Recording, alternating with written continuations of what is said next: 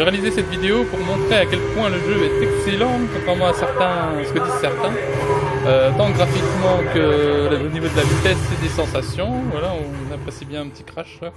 On voit ma jolie Porsche Carrera 911S, parce qu'en fait j'ai la version, étant très fan du jeu, j'ai la version édition spéciale avec des voitures en prime. Et donc là on a des flashbacks, en fait c'est comme des vies dans un jeu d'action. On comprend où on en était, ou presque, un petit peu avant. Bon, en plus je suis pas très bon parce que là vous voyez que je conduis ici avec mon volant. Hein.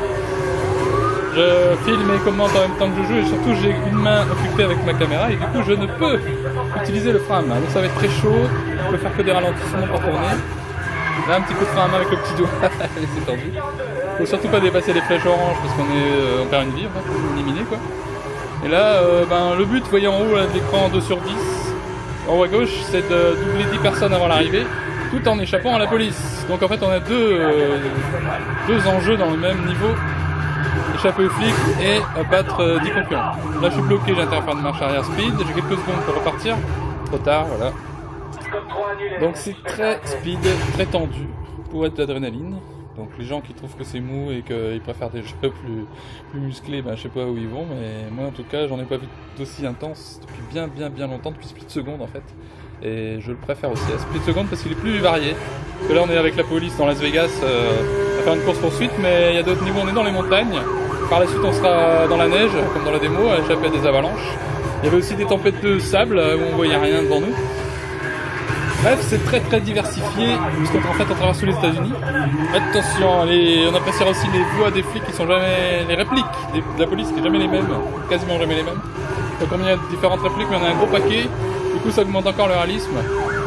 Et c'est génial quoi, tous ces flics qui vous barrent la route à faire des barrages, des poursuites et tout le temps devant les 10 mecs devant nous. C'est juste excellentissime. Maintenant je mettais un peu pour apprécier l'ambiance, et je jouais peut-être un peu moins mal aussi. Il y a encore 8 personnes à doubler, on le voit là-haut. Petit coup d'adrénaline, mais je peux pas. J'ai pas accès à l'adrénaline en conduisant d'une main, mais c'est pas grave. Attention à la voiture là. C'est un coup d'adrénaline quand même en lâchant le volant 2 secondes. Ici.